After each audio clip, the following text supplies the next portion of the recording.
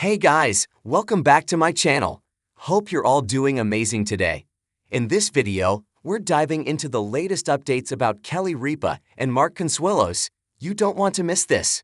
So make sure to stay tuned till the end, and don't forget to hit that subscribe button. The hum of medical machines filled the dim ICU room with a strange, rhythmic lullaby, steady, cold, and unrelenting.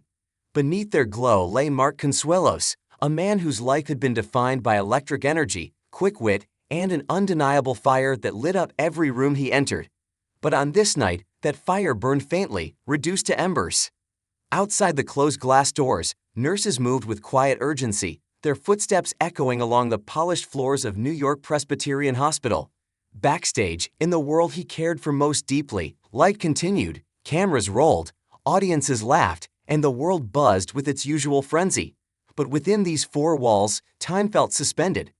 At his bedside, Kelly Ripa sat motionless, gripping his hand with both of hers as if her touch alone could tether him back.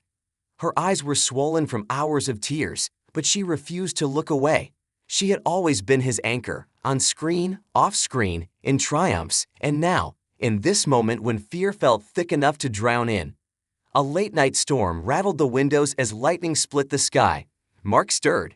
His eyelids fluttered, struggling as if lifting a heavy curtain. When he finally managed to focus, Kelly's face blurred into view. She leaned forward, instantly alert.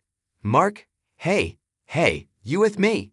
His voice was faint, ragged from the breathing tube removed only hours earlier. "Kel." Her breath caught. "I'm here. I'm right here." He squeezed her hand weakly, a gesture that was both heartbreaking and hopeful. For a moment, neither spoke.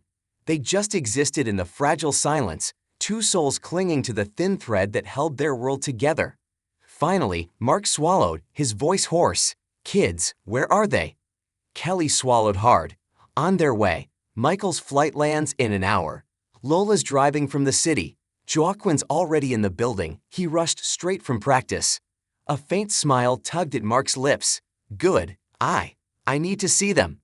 The monitors beeped steadily, but Kelly could feel the urgency in his words. Something in his tone, soft, solemn, almost unbearably gentle, made her heart splinter.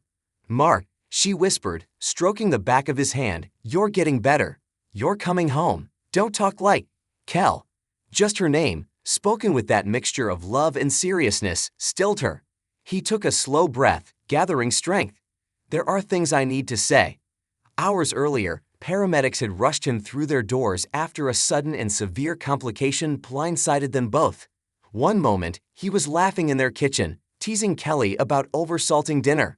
The next, he collapsed. The memory replayed in Kelly's mind like a cruel loop she couldn't escape, the shock in his eyes, her screams for help, the chaos that followed. Now, with him awake, fragile but present, she felt a mix of relief and dread. "Kel." He blinked up at her with a depth of emotion that made her chest tighten. "If something ever happens." "No," she whispered fiercely, shaking her head as if rejecting the universe itself. Don't finish that." But Mark's hand slipped from hers and moved, slowly, shakily, toward her cheek. His thumb brushed a tear she didn't realize had fallen. "If something happens," he repeated softly, "I need the kids to hear something from me. And you too." She lowered her forehead to his, refusing to stop crying now. "Mark, you're scaring me." "I know." His breath trembled. "But I need to get this out before they come in." The rain hammered harder against the window. The hospital lights flickered ever so slightly, as though the storm was holding its breath too.